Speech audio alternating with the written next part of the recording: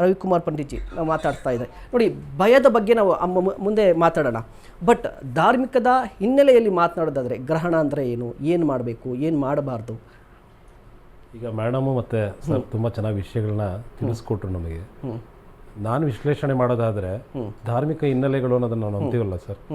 ಈಗ ಸೈಂಟಿಫಿಕ್ ಆಗಿ ಹೇಳೋದಾದರೆ ಖಗೋಳಶಾಸ್ತ್ರ ಏನು ಹೇಳುತ್ತೆ, ಸೂರ್ಯ, ಚಂದ್ರ, ಮಂಗಳ, ಬುಧ, ಗುರು, ಶುಕ್ರ, ಶನಿ ಆ್ಯಸ್ ಇಟ್ ಈಸ್ ತೊಗೊಂಡು ಯುರೇನಸ್, ನೆಪ್ಚೂನ್, ಪ್ಲೂಟೋ ಇದೆ ಅಂತ ಹೇಳ್ತಾ ಇದ್ದಾರೆ. ಈಗ ಸರ್ ಹೇಳಿದ್ರು ಅದೊಂದು ಶ್ಯಾಡೋ. ಆ ಶ್ಯಾಡೋ ಮೂಲಕ ನಾವು ರಾಹು ಮತ್ತು ಕೇತುವನ್ನು ಗುರುತಿಸ್ತಾ ಇದ್ದೀವಿ. ಇದನ್ನೇ ನಾವು ನಮ್ಮ ಪುರಾಣದಲ್ಲಿ ತಿಳ್ಕೊಳ್ತೀವಿ. ಇದಕ್ಕೊಂದು ಸವಿಸ್ತಾರ ಸಣ್ಣದಾಗಿ ಒಂದು ಉದಾಹರಣೆ ಕಥೆ ಇದೆ. ಅದೇನು ಅಂತ ಹೇಳಿದ್ರೆ, ಹಿಂದೆ ಸಮುದ್ರ ಮಥನ ಅಂತ ನೀವು ಕೇಳಿದ್ದೀರಾ, ಬಹಳ ದೊಡ್ಡ ಕತೆ, ಅದು ವಿಸ್ತೀರ್ಣವಾದ ಕತೆ. ಸಮುದ್ರ ಮಥನದಲ್ಲಿ ಆ ಒಂದು ಸಮುದ್ರವನ್ನು ಕಡಿಯಬೇಕಾದ್ರೆ ಯಾಕೆ ಕಡಿದ್ರು? ದಾನವರಿಗೂ ಮತ್ತು ದೇವತೆಗಳಿಗೂ ಭಿನ್ನಾಭಿಪ್ರಾಯಗಳು ಹಲವಾರು ರೀತಿಯಲ್ಲಿ ಇರುತ್ತೆ. ಅವ್ರಿಗೆ ಅವಾಗವಾಗ ಸಂಘರ್ಷ ಆಗ್ತಾ ಇರುತ್ತೆ, ಜಗಳಗಳು, ಕಲಹಗಳು ನಡೀತಾನೆ ಇರುತ್ತೆ. ಇದರಿಂದ ಅವರು ದೇವತೆಗಳ ಮೊರೆ ಹೋಗ್ತಾರೆ. ಅಂದರೆ ಸೂರ್ಯ ಒಂದು ಮಹಾವಿಷ್ಣು, ಈಶ್ವರ ಮತ್ತು ಬ್ರಹ್ಮನ ಮೊರೆ ಹೋಗಿ ನಮಗೇನಾದ್ರು ಉಪಾಯ ತಿಳಿಸಿ ಅಂದಾಗ, ನೀವು ಸಮುದ್ರ ಮಥನ ಮಾಡಿ ಅಮೃತ ಬಂದಾಗ ಅದನ್ನು ನೀವು ಉಪಯೋಗಿಸಿ ದಾನವರಿಂದ ನೀವು ಬಚಾವಾಗ್ತೀರಾ, ನಿಮಗೆ ಯಾವುದೇ ಥರ ತೊಂದರೆ ಆಗಲ್ಲ, ಆಯುಷ್ಯ ವೃದ್ಧಿ ಆಗುತ್ತೆ, ನೀವು ಚಿರಂಜೀವಿ ಆಗ್ತೀರಾ, ಈ ರೀತಿ ನಾನಾ ವಿಧವಾಗಿ ಹೇಳ್ತಾರೆ. ನಂತರದಲ್ಲಿ ಪ್ರಯತ್ನಪಟ್ಟು ಅವರು ಸಮುದ್ರದಲ್ಲೇ ಒಂದು ವಾಸುಕಿಯನ್ನು, ಸರ್ಪವನ್ನು ತಂದು ಮಂದರ ಪರ್ವತವನ್ನೇ ಕಟ್ಟಿ ಅದನ್ನು ಇಟ್ಟು ಆ ಸಮುದ್ರ ಮಧ್ಯ ಕಡಿಯೋದಕ್ಕೆ ಪ್ರಾರಂಭ ಮಾಡ್ತಾರೆ. ಹಲವಾರು ವಸ್ತುಗಳು ಬಂತು ಅಂತ ಹೇಳ್ತಾರೆ. ಪ್ರಥಮವಾಗಿ ಬಂದಿದ್ದೇ ಆಲಾಹಲ. ಅಂದರೆ ಆ ಹಾಲಾಹಲ ಅಂದರೆ ಮಹಾವಿಷ, ಕಾರ್ಕೋಟಕ ವಿಷ ಒಂದು ಬಂತಂತೆ. ಆ ವಿಷವನ್ನು ಈಶ್ವರ ಭಗವಂತ ಸೇವಿಸಿ ಮೃತ್ಯುಂಜಯ ಆದ ಅಂತ ನಮ್ಮ ಕತೆ ಹೇಳುತ್ತೆ. ಮೃತ್ಯುವನ್ನೇ ಜಯಿಸಿದವನು ಈಶ್ವರ ಅಂತ. ಆತನೇ ಈ ಸಪ್ತಗ್ರಹಗಳ ಸೃಷ್ಟಿಕರ್ತ. 7 ಗ್ರಹಗಳು ಸೂರ್ಯ, ಚಂದ್ರ, ಮಂಗಳ, ಬುಧ, ಗುರು, ಶುಕ್ರ, ಶನಿ ಏನೇನಿದ್ದಾರೆ ಅವ್ರವ್ರ ಕೆಲಸಗಳು ಒಂದೊಂದಿದೆ, ವೃತ್ತಿ ಅಂತ ಅವ್ರದ್ದೊಂದಿದೆ, ಅದನ್ನು ಪರಿಪಾಲನೆ ಮಾಡ್ತಾರಷ್ಟೇ.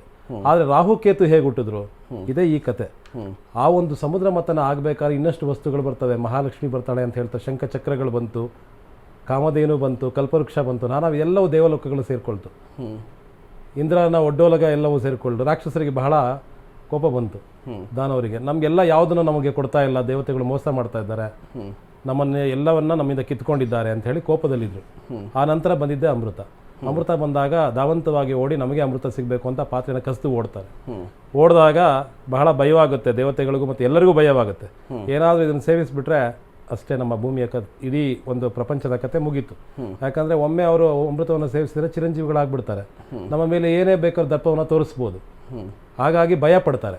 ನಂತರದಲ್ಲಿ ಅವತಾರವಾಗಿದ್ದೇ ಮೋಹಿನಿ ಅವತಾರ. ಮೋಹಿನಿ ಅವತಾರವನ್ನು ತಾಳಿ ಆ ಒಂದು ಸುರಸುಂದರಿಯಾದಂಥ ಮೋಹಿನಿ ಅವತಾರದ ಮಹಾವಿಷ್ಣು ಅವರಿಗೆ ಒಂದು ಏನು ಹೇಳ್ತಾರಲ್ಲ, ಮೋಹವನ್ನು ತಂದು, ಅವಳ ಮೇಲೆ ಒಂದು ಮೋಹವನ್ನು ತಂದು ಅವನ್ನ ಕೂರಿಸಿ, ನಾನು ಕೊಡ್ತೀನಿ, ಹಂಚ್ತೀನಿ, ನಾನು ಕೊಡಿ, ನೀವು ಆರಾಮಾಗಿ ಕೂತ್ಕೊಳ್ಳಿ, ಇಬ್ಬರಿಗೂ ಕೂಡ ಅಮೃತವನ್ನು ಹಂಚೋ ಕೆಲಸ ನಾನು ಮಾಡ್ತೀನಿ ಅಂತ ಹೇಳಿ ಹಂಚ್ತಾ ಇರ್ತಾರೆ. ಹಂಚಬೇಕಾದ್ರೆ ಮಾಯಾವಿ ಮಹಾವಿಷ್ಣು ಆ ಒಂದು ಎಡಭಾಗದಲ್ಲಿ ಕೂತಂಥ ರಾಕ್ಷಸರಿಗೆ ಕೇವಲ ಹಾಲನ್ನು, ಈ ಒಂದು ದೇವತೆಗಳಿಗೆ ಅಮೃತವನ್ನು ಕೊಡೋ ಕೆಲಸ ಮಾಡ್ತಾ ಇರ್ತಾರೆ. ಇಂತಹ ಸಮಯದಲ್ಲಿ ಒಬ್ಬರಿಗೆ ಅರ್ಥ ಆಗಿ, ರಾಹುವನ ಒಂದು ರಕ್ಕಸನಿಗೆ ಇದು ಅರ್ಥವಾಗಿ ಬಂದು ಆತ ದೇವತೆಗಳ ಮಧ್ಯೆ ಅಂದರೆ ಸೂರ್ಯ ಚಂದ್ರನ ಮಧ್ಯೆ ಕೂತ್ಕೊಂಡು ಅವ್ರು ಕೊಟ್ಟಂಥ ಅಮೃತವನ್ನು ತಕ್ಷಣವೇ ಪಾನ ಮಾಡಿಬಿಡ್ತಾರೆ. ಅದು ಸೂರ್ಯಚಂದ್ರರಿಗೆ ಗೋಚಾರವಾಗುತ್ತೆ. ಯಾಕಂದರೆ ಅವರಿಗೆ ಬಹಳ ತೀಕ್ಷ್ಣ ಶಕ್ತಿ ಅಂತ. ನಾವು ಪ್ರತ್ಯಕ್ಷವಾಗಿ ಕಾಣುವಂಥ ಗ್ರಹಗಳು ಯಾವುದು ಸರ್? ನಿತ್ಯ ನಿರ್ಮಲವಾಗಿ ಕಾಣುವಂಥದ್ದು 2 ಗ್ರಹಗಳು ಅಂದರೆ ಸೂರ್ಯಚಂದ್ರ. ಬೇರೆ ಎಲ್ಲ ಗ್ರಹಗಳನ್ನು ಯಾವಾಗ ವಿಶೇಷವಾಗಿ ಕಾಣ್ತೀವಿ, ಅದಕ್ಕೆ ದರ್ಪಣ ಬೇಕು, ಹಾಗೆ ಹೀಗೆ ಎಲ್ಲನೋ ಹೇಳ್ತೀವಿ ಸೈಂಟಿಫಿಕ್ ಆಗಿ. ಬಟ್ ನೇರವಾಗಿ ಕಣ್ಣಿಗೆ ಕಾಣುವಂಥ 2 ಮಹಾಗ್ರಹಗಳು ಸೂರ್ಯಚಂದ್ರ. ಅವರ ಮಧ್ಯೆ ಕೂತಿದಂಥ ರಾಹುವಿನ ಮೇಲೆ ಅವರು ಕಂಪ್ಲೇಂಟ್ ಹೇಳ್ತಾರೆ. ಯಾವ ರೀತಿ ಚಾಡಿ ಹೇಳ್ತಾರೆ, ಈತ ರಾಕ್ಷಸ, ಈತ ಕುಡಿದ್ಬಿಟ್ಟ ಅಂತ ಹೇಳ್ತಾರೆ. ಅವ್ರಿಗೆ ಒಂದು ಗೋಚಾರ ಶಕ್ತಿ ಇರುತ್ತೆ. ಯಾರು ವೇಷ ಧರಿಸಿದ್ರು ಕೂಡ ಅವರಿಗೆ ಗೋಚಾರ ಶಕ್ತಿ ಇರುತ್ತೆ ಸೂರ್ಯಚಂದ್ರನಿಗೆ. ಅದು ಹೇಳಿದ ಕೂಡಲೇ ರಾಹು ಎದ್ದೇಳ್ತಾನೆ. ಆದರೂ ಕೂಡ ಮಹಾವಿಷ್ಣು ತನ್ನ ಕೈಲಿದ್ದಂಥ ಸುದರ್ಶನ ಚಕ್ರವನ್ನು ಪ್ರಯೋಗ ಮಾಡ್ತಾರೆ. ಅದು ಆತನ ಒಂದು ತಲೆಯನ್ನು ಕತ್ತರಿಸುತ್ತೆ, ರಾಹುವನ ರಾಕ್ಷಸನ ತಲೆಯನ್ನು ಕತ್ತರಿಸ್ಬಿಡುತ್ತೆ. ಇದಾದ ನಂತರ ರುಂಡ ಬೇರೆ ಮುಂಡ ಬೇರೆ. ತಾವು ಕೇಳಿದ್ದೀರಾ, ಆ ಸುದರ್ಶನ ಚಕ್ರದಿಂದ ಆಗಲಿ ತ್ರಿಶೂಲದಿಂದಲೇ ಪ್ರಯೋಗ ಮಾಡಿದಂತಹ ಯಾವುದು ಕೂಡ ಮತ್ತೆ ಸೇರಿಸೋಕೆ ಸ್ವಲ್ಪ ಕಷ್ಟ. ಬೇರೆ ಏನೋ ಪರ್ಯಾಯ ಮಾರ್ಗಗಳನ್ನ ಮಾಡ್ಕೊಳ್ತಾ ಇದ್ರು. ಅದೇ ರೀತಿ ಇಲ್ಲೂ ಆಯಿತು. ಆತನ ರುಂಡ ಮತ್ತು ಮುಂಡಗಳು ಬೇರೆ ಆಯಿತು. ಅವನಿಗೆ ಬಹಳ ಕೋಪ ಬಂತು. ಆತ ಉದ್ರಿಕ್ತನಾಗಿ ಹಲವಾರು ವರ್ಷಗಳು ತಪಸ್ಸು ಮಾಡ್ತಾನಂತೆ, ಇವರಿಗೆ ಬುದ್ಧಿ ಕಲಿಸ್ಬೇಕು ದೇವತೆಗಳಿಗೆ ಅಂತ. ಆಗ ಈಶ್ವರನ ಕುರಿತು ತಪಸ್ಸು ಮಾಡಿದಾಗ ಈಶ್ವರ ಗೊತ್ತು, ಕರುಣಾಮಯಿ, ಯಾರು ಕೇಳಿದ್ರು ಏನು ಬೇಕಾದ್ರೂ ಕೊಡಬಲ್ಲ. ಪ್ರತ್ಯಕ್ಷ ಆದ, ಏನಪ್ಪ ನಿನ್ನ ಸಮಸ್ಯೆ ಹೇಳಪ್ಪ. ಇಲ್ಲ, ನನಗೆ 3 ವರಗಳು ಬೇಕು ಪರಮಾತ್ಮ. ಯಾಕೆ ನೀನು ರುಂಡ ಮತ್ತು ಮುಂಡ ಬೇರೆ ಆಗಿದೆ? ಆ ದೇವತೆಗಳಿಂದ ಆಗಿದೆ. ನನಗೆ 3 ವರಗಳನ್ನ ಪ್ರಾಪ್ತಿ ಮಾಡು, ಹೇಳು, ಏನೇನು ವರ ಬೇಕು? ನನಗೆ ಈ ಒಂದು ಛೇದ ಆಗಿರುವಂತಹ ರುಂಡ ಮುಂಡ ಕೂಡಿಸು.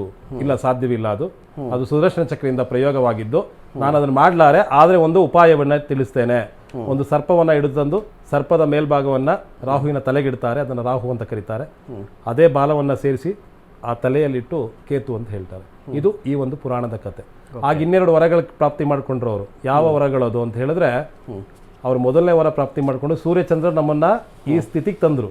ಅವ್ರನ್ನ ನಾವು ಬಿಡೋಲ್ಲ, ಅವರಿಗೆ ನಾವು ತಕ್ಕನಾದ ಶಾಸ್ತಿ ಮಾಡಬೇಕು, ಅದಕ್ಕೆ ವರವನ್ನ ದಯಪಾಲಿಸು. ಆಗ ಹೇಳ್ತಾರೆ, ನಭೋ ಮಂಡಲ, ಇಡೀ ವಿಶ್ವ ಅಂದಾಗ ಸೂರ್ಯಚಂದ್ರರು ಈ ಒಂದು ಪ್ರಪಂಚಕ್ಕೆ ಕಣ್ಣುಗಳಿದ್ದ ಹಾಗೆ. ನಾವು ಇವತ್ತು ಚರ್ಚೆ ಮಾಡಕ್ಕೆ ಹೊರಟಿರೋದು ಅದೇ. ಯಾಕೆ ಏನೆಲ್ಲ ತೊಂದರೆಗಳಾಗುತ್ತೆ, ಸೂರ್ಯಚಂದ್ರರು ಒಂದು ಕ್ಷಣ ಬರದೇ ಇದ್ರೆ, ಒಂದು ಕ್ಷಣ ಸ್ವಲ್ಪ ವ್ಯತ್ಯಾಸ ಆಯ್ತು, ಭೂಕಂಪಗಳಾಗ್ತವೆ, ಪ್ರಳಯಗಳಾಗುತ್ತೆ ಅಂತ ಹೇಳ್ತೀವಿ. ಯಾಕಂದ್ರೆ ಅಷ್ಟು ಶಕ್ತಿ ಅವರಿಗಿದೆ.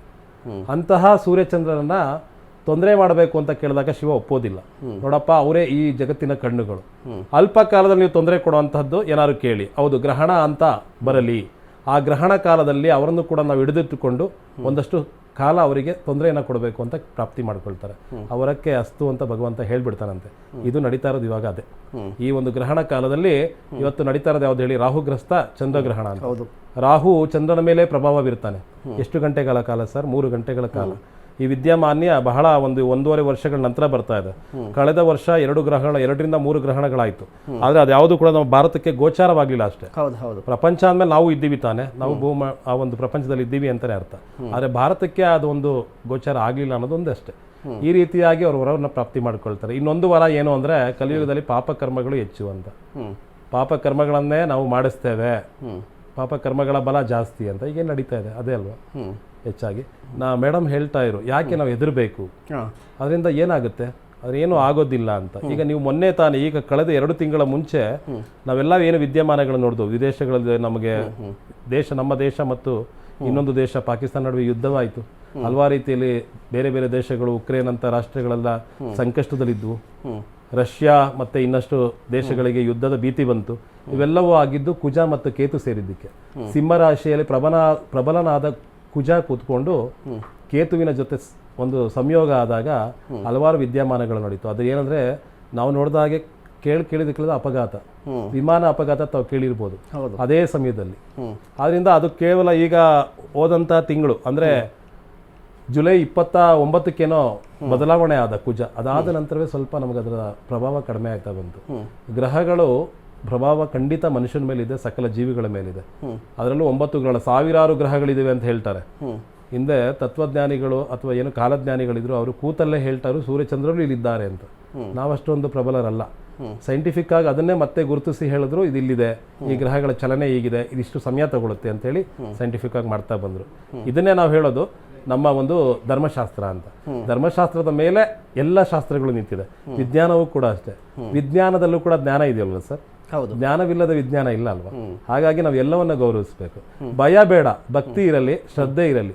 ಈ ಗ್ರಹಣ ಅಂತ ನಾವು ಹೇಳ್ತಾ ಇರೋದು ಏನಂದ್ರೆ, ಜ್ಯೋತಿಷಿಗಳಾಗ್ಬೋದು, ನಿಮ್ಮ ಮೀಡಿಯಾದಿಂದ ಒಂದು ಉತ್ತಮವಾದ ಮೆಸೇಜ್ ಕೊಡ್ತಾರೆ. ಮೊದಲೆಲ್ಲ ಈ ಅವಕಾಶ ಇರಲಿಲ್ಲ. ನಾವೊಂದು ಪಂಚಾಂಗವನ್ನು ತೆಗೆದು ಎಲ್ಲರೂ ನೋಡ್ಕೊಳ್ತಾ ಇದ್ರು.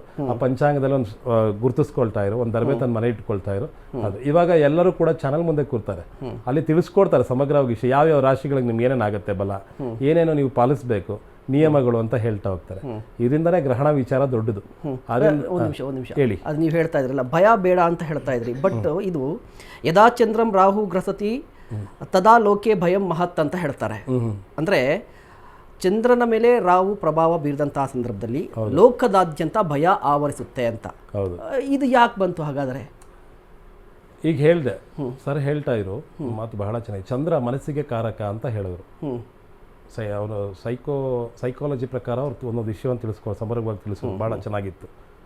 ಚಂದ್ರ ಮನಸ್ಸಿನ ಮೇಲೆ ಪ್ರಭಾವ ಬೀರ್ತಾನೆ ನೋಡಿ. ಸೂರ್ಯ ಆತ್ಮಕಾರಕ ಅಂತ ಹೇಳ್ತೀವಿ. ಆತ್ಮಲೋಕವೆಲ್ಲ ಸೂರ್ಯನ ಬಳಿಯೇ ಇರೋದು.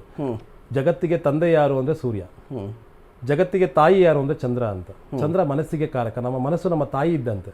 ನಾವೇನೇ ಒಂದು ವಿಚಾರವನ್ನ ಮನಸ್ಸಲ್ಲಿ ತಗೊಳ್ಳಿ, ಅದಕ್ಕೆ ತಿಳಿಸ್ತಾ ಇರುತ್ತೆ ಮನಸ್ಸು, ಇದನ್ನ ಕೆಲಸ ಮಾಡು, ಒಳ್ಳೇದು ಮಾಡು, ಇದನ್ನ ಕೆಟ್ಟದು, ಇದನ್ನ ಮಾಡಬೇಡ ಅಂತ ಮನಸ್ಸು ನಮ್ಮನ್ನ ರಿಫ್ಲೆಕ್ಟ್ ಮಾಡುತ್ತೆ. ಒಂದು ಪ್ರತಿಬಿಂಬ ಇದ್ದ ಹಾಗೆ ನಾವು ಅದನ್ನ ಕೇಳ್ಕೊಂಡು ಕೆಲಸ ಮಾಡ್ತೀವಿ. ಆ ಮನಸ್ಸು ಯಾವಾಗಲೂ ಕೂಡ ಪರಿಚಲನೆ ಅಂದ್ರೆ, ಹುಣ್ಣಿಮೆ ಮತ್ತು ಅಮಾವಾಸ್ಯೆಗಳಲ್ಲಿ ಬಹಳಷ್ಟು ವ್ಯತ್ಯಾಸಗಳಾಗ್ತದೆ ಮನಸ್ಸಿನ ಮೇಲೆ. ಕೆಲವರು ಹೇಳ್ತಾರೆ, ಹುಣ್ಣಿಮೆ ಅಮಾವಾಸ್ಯೆ ಬಂದ್ರೆ ನನ್ನ ಮನಸ್ಸಿನಲ್ಲಿ ನಾನಾ ವಿಧವಾಗಿ ಆಲೋಚನೆ, ಕೆಟ್ಟ ಸ್ವಪ್ನಗಳು ಇದೆಲ್ಲವೂ ಬರುತ್ತೆ. ಯಾಕೆ ಅಂತ, ಚಂದ್ರನ ಪ್ರಭಾವ. ಚಂದ್ರನ ಪ್ರಭಾವ ನಮ್ಮ ಮೇಲೆ ಮಾತ್ರ ಇದೆಯಾ? ಸಕಲ ಜೀವರಾಶಿಗಳ ಮೇಲೆ ಇದೆ ಅಂತ ಹೇಳುತ್ತೆ. ಸಕಲ ಜೀವರಾಶಿಗಳು. ಅದ್ರ ಜೊತೆಯಲ್ಲಿ ಸಮುದ್ರ ಅಂತ ಕೇಳಿದಿರ, ನಾವು ಸಮುದ್ರದ ಮೇಲೆ ಚಂದ್ರನ ಪ್ರಭಾವ ಇದೆ ಅಂತ ಹೇಳ್ತಾರೆ. ಹುಣ್ಣಿಮೆಯಲ್ಲಿ ನೀವು ದಯವಿಟ್ಟು ಪ್ರಯಾಣ ಸಮುದ್ರದಲ್ಲಿ ಹಡಗುಗಳನ್ನ ಆಗಲಿ ಮೀನುಗಾರಿಕೆಯನ್ನ ಮಾಡಬಾರ್ದು ಅಂತ ಯಾಕೆ ಹೇಳ್ತಾರೆ ಸರ್? ಅಲೆಯ ಉಬ್ಬರ ಎಚ್ಚರ ಇರುತ್ತೆ ಅಂದ್ರೆ ಚಂದ್ರನ ಗ್ರಹಣ ಚಂದ್ರ ಗ್ರಹದ ನೇರ ಪ್ರಭಾವ ಎಲ್ಲ ಒಂದು ಪ್ರಪಂಚದಲ್ಲಿ ಎಲ್ಲ ಕಡೆ ಇದೆ ಅಂತ. ಆದ್ರಿಂದ ಚಂದ್ರನ ಪ್ರಭಾವ ಈಗಲೂ ಕೂಡ ಅಷ್ಟೇ. ರಾಹುಗ್ರಸ್ತ ಚಂದ್ರಗ್ರಹಣ, ರಾಹುವೇ ಚಂದ್ರನನ್ನ ಬಾಧಿಸಲಿದ್ದಾನೆ. ಚಂದ್ರನೇ ಬಾಧೆಗೊಳಪಟ್ಟರೆ ನಾವ್ಯಾರು ಅದಕ್ಕೆ? ಅಂತಹ ಮಹಾಗ್ರಹವೇ ಬಾಧೆಗೊಳಪಟ್ಟಾಗ ಮನುಷ್ಯ ಜೀವ ನಾವ್ಯಾವ ಮೂಲೆ ಅದಕ್ಕೆ ಲೆಕ್ಕ? ಹೀಗಾಗಿ ನಮಗೆ ಮನಸ್ಸಿನಲ್ಲಿ ನಾನಾ ವಿಧವಾದ ವಿಚಾರಗಳು ಬರ್ತವೆ. ಈಗ ಮೇಡಮ್ ಹೇಳ್ತಾರೆ, ರಾಹು ಅಂದ್ರೆ ಬಹಳಷ್ಟು ಅವನು ಒಂದು ಕ್ರೂರವಾದ ಗ್ರಹ.